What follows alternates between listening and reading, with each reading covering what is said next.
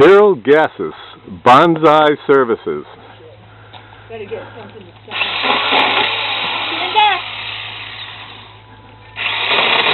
She wanted the 20 amp, but they settled on the 8. I'm afraid that's going to fall on.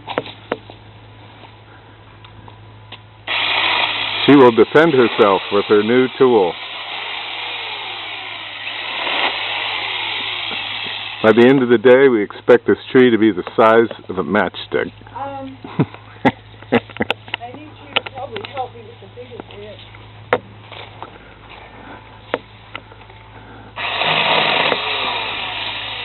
If she could chew those limbs off, she would, but 8 amps works too.